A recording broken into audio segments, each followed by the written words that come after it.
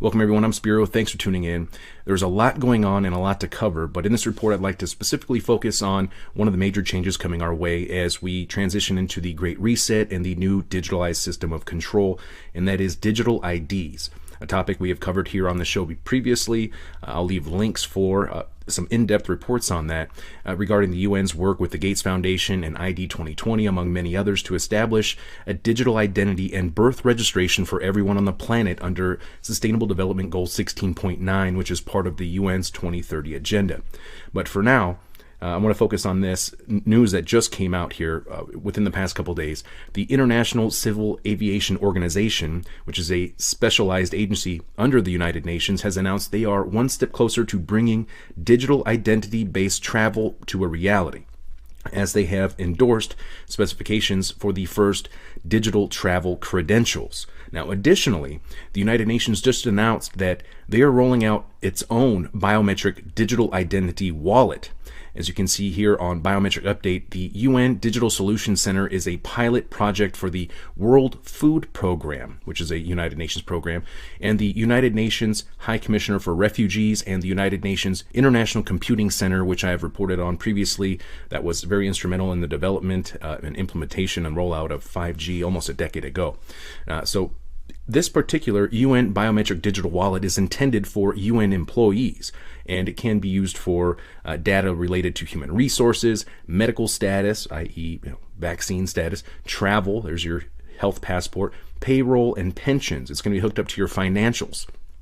Now, this can also be used for onboarding new employees or helping transition those who are leaving or retiring away from the organization. Now, here is a quick promo video. Digital transformation is changing the way we manage our data, our information, our interactions, and our identities online. The United Nations is ready to digitally transform how it deals with identity, with a system to streamline information sharing, daily workflows, access to platforms and buildings, operating across agencies, by providing its personnel with a universal, system-wide identity solution. Introducing the UN Digital ID. A unique and digital identity for UN personnel from the day you join to the day you part. All of your personal, HR, medical, travel, security, payroll and pension data in the palm of your hand, giving you full control on what you share and with whom. With blockchain and biometrics, the UN Digital ID makes verification efficient, secure, transparent, immutable, portable and universal. It's been piloted by different agencies and the UN Pension Fund, where they've replaced current manual processes with certainty for who and where pension recipients say they are at any given time. Imagine a regional field officer has just joined the UN. She uses the mobile app to obtain a digital wallet, stored securely in her smartphone and only accessible to her with biometrics. Even better than a physical wallet, she can store all her credentials issued by any UN organization in her digital wallet.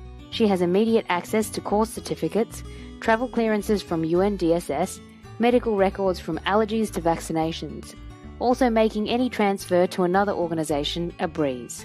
As innovation transforms the world, we can improve the way we manage our identities online.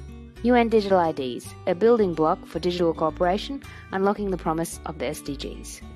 I hope you see where this is going. Every aspect of our lives will be centrally digitalized using biometrics, AI, 5G, and in many cases blockchain. And when you hear the so-called stakeholders, such as the United Nations or the central banks or governments or the World Economic Forum, who just blocked me on Twitter the other day, reference the private sector, they are talking about tech companies, fintech companies like Ripple, or foundations like IOTA, who are currently working on digital IDs, distributed ledger technology, cryptocurrencies, smart cities, and the Internet of Things, just to name a few. This is the new digital system of control the social engineers are referring to when they talk about the Great Reset, along with the social controls via United Nations Agenda 21 and the merger of man and machine via the World Economic Forum's Fourth Industrial Revolution, which Musk's brain chip, Neuralink, fits into nicely, doesn't it? Now, all of these pieces of the puzzle are hiding out there in plain sight. And of course, this new system is being ushered in and justified by the current manufactured crisis. This is classic problem reaction solution in real time. And it's not just happening in some far-off land halfway around the world, and you have years before it will affect you. This is the rollout/implementation phase. Example, just today, Equate, a leading global provider of identity verification solutions, announced today that it has become an official member of the Digital ID and Authentication Council of Canada. And when you look at their partners, it's crypto exchanges, credit card companies, banks, and what are they interested in? Well, it says right here, document authentication, behavior data, biometric verification, liveness detection, transactions, your personal data, digital footprint. And what industries are they working in? Well, currently they're working in retail, telecom, health, finance, banking, transportation/travel, government, and border controls. All of these aspects will be part of your digital identity, including your credit and possibly social credit scores. Just today, they announced a partnership with Canada's government. So this is moving forward day by day. And there are countless other examples, like MasterCard working on biometric immunization records for the Wellness Pass, another digital health passport. Now, why would a credit card company be interested or concerned about your current immunization status? I'm sure you can see or imagine where this may be going.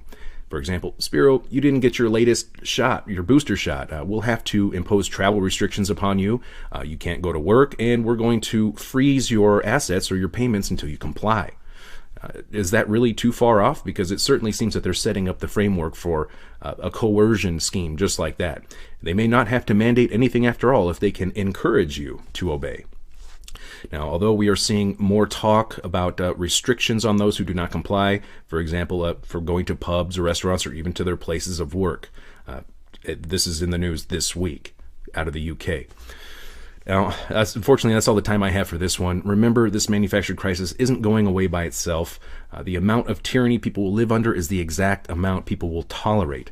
And the United Nations is making big moves along with a lot of other companies right now heading towards this new digital system of control. I'm Spiro. Thanks for watching.